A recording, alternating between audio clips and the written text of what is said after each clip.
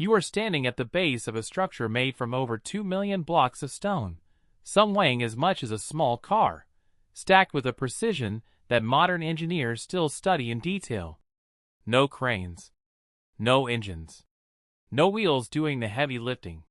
And it was built roughly 4,500 years ago. How is that even possible? For a long time, the honest answer involved a lot of guessing, and popular imagination filled the gap with everything from aliens to lost technology.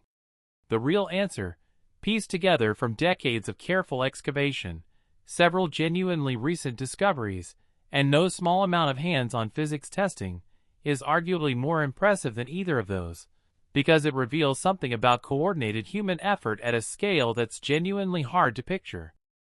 Start with who actually did the building, because this detail alone overturns a myth most people still believe. For decades, popular culture assumed the pyramids were built by enslaved people, whipped into forced labor. Archaeologist Mark Leiner spent years excavating a site near the Giza pyramids now known as the Workers' Village, and what he found told a very different story. Bakeries capable of producing thousands of loaves of bread daily. Breweries. Evidence of healed broken bones, meaning injured workers were cared for, not discarded. Cemeteries for the workers themselves, positioned with a level of respect inconsistent with slave labor. The evidence increasingly points toward a workforce of paid laborers, likely including seasonal farmers whose fields were flooded by the Nile for part of the year, working in organized, rotating crews, fed, housed, and given medical care as part of a massive, centrally organized state project. Picture what that actually required to coordinate. You need to feed, house, and manage thousands of people simultaneously, for years, all while extracting, transporting, and precisely placing millions of individual stone blocks. This wasn't a construction project in the way you might picture one. It was closer to running a small, temporary city with its own bakeries, breweries, medical care, and internal logistics, built specifically to build something else. The stone itself came from more than one place, and getting it to Giza was its own enormous undertaking.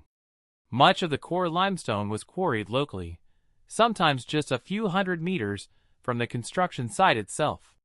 But the finer, brilliant white limestone used for the outer casing, the smooth surface that would have made the pyramids gleam in the sun, came from Tura, across the Nile, and the harder granite used for specific interior chambers had to travel from much farther away, in the case of the granite, from quarries at Aswan, roughly 800 kilometers south.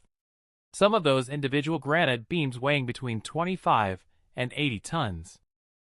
Here's where a genuinely remarkable piece of direct evidence comes in. In 2013, archaeologists discovered a set of papyrus documents at a site called Wadi el-Jarf, now known as the diary of an official named Mirror.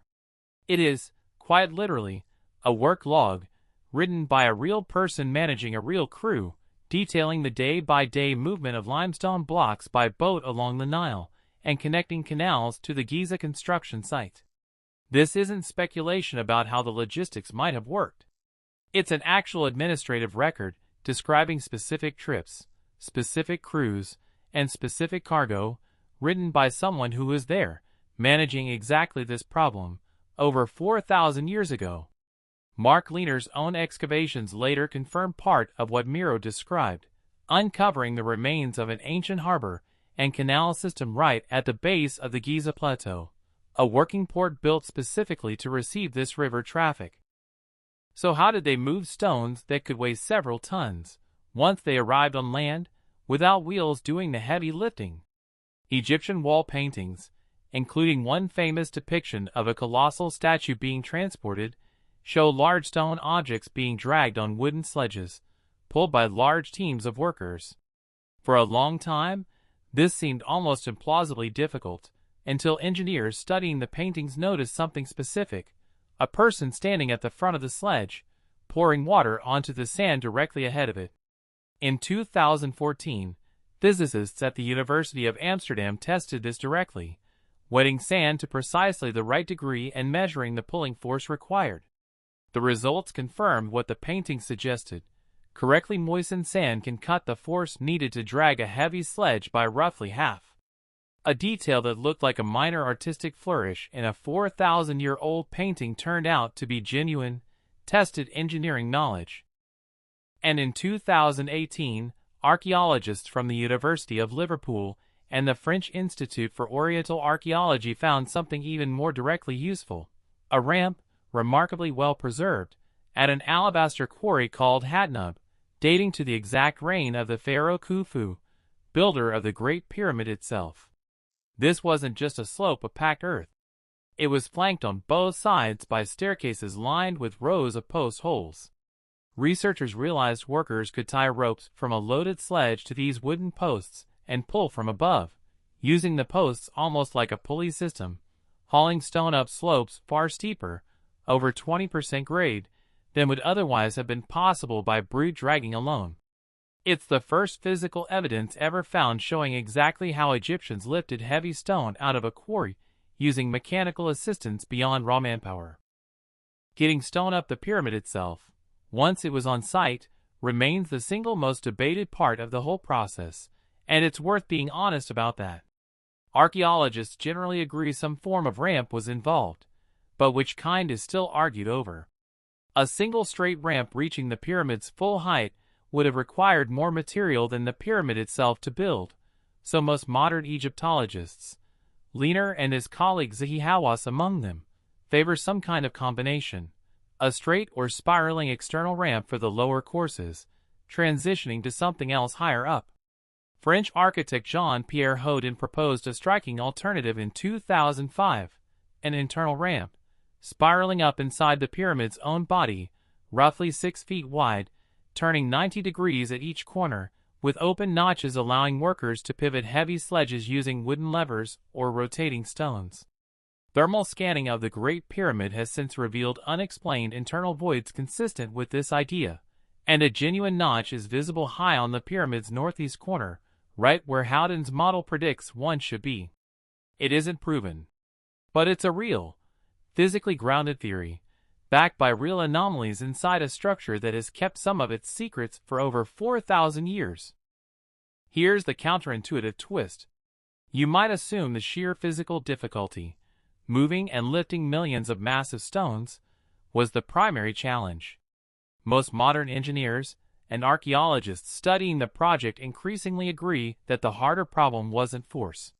It was logistics and precision at a scale that had to hold steady for over 2 decades of continuous construction. The Great Pyramid's base is level to within a few centimeters across a footprint over 200 meters wide, and its sides are aligned to true north with an accuracy that still impresses modern surveyors.